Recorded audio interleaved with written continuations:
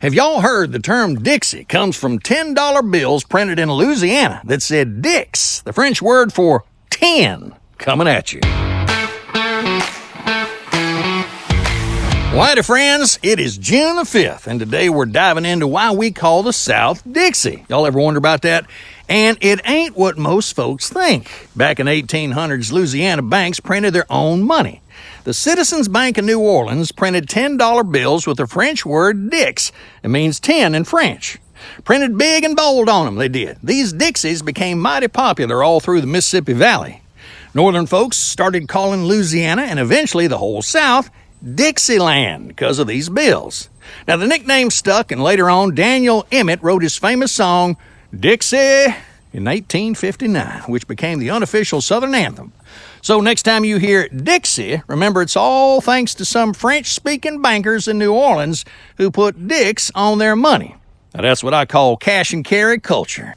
Well, paint me blue and call me a jaybird. Today is National Moonshine Day, and if there's one thing we know about down here in the South, it's our shine, sunshine, and moonshine. Well, the moonshine got its name because folks made it by the light of the moon to avoid the law. During Prohibition, them revenuers were always on the lookout for backwoods steals, leading to some of the wildest car chases in history. Can y'all say Duke boys? Which eventually gave birth to NASCAR. That's right. Many of the first NASCAR drivers got their start running shine through the mountains.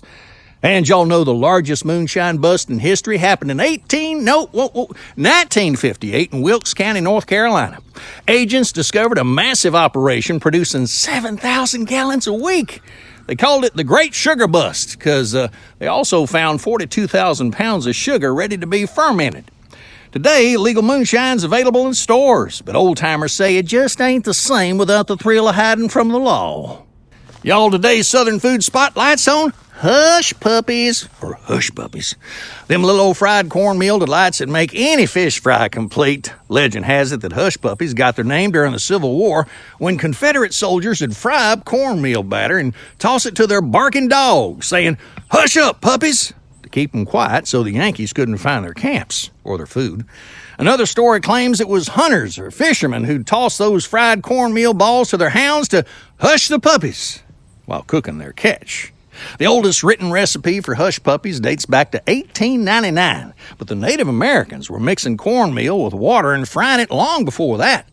Today, every Southern cook has their own secret recipe. Some add onions, some add jalapenos, and my Granny May swore by a teaspoon of sugar and a dash of cayenne pepper. Hey, y'all, here's some wisdom from the good book. Matthew 5:41 says, "And whosoever shall compel thee to go a mile, go with him twain."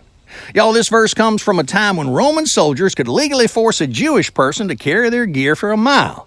Jesus was saying, don't just do what's required, go the extra mile. And that's where we get the expression, going the extra mile, from the Bible. And ain't that just like Southern hospitality? We don't just serve dinner. We send you home with leftovers. We don't just give directions.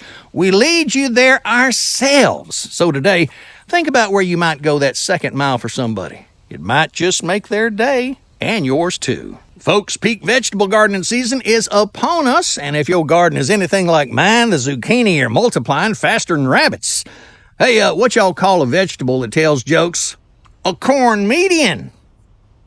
Yeah, my neighbor's garden got so big last summer that he lost his wife in there for 3 days. He finally found her when she was trying to give away extra tomatoes to a squirrel. A study shows the average Southern gardener will grow enough tomatoes this summer to make 32 tomato sandwiches, 15 jars of salsa, and they'll have enough left over to leave on every neighbor's porch, whether they want them or not. And that's all for today's Have Y'all Heard? Because now y'all have. Leave a comment if you're smarter, smiling, or hungry. Until next time, later taters.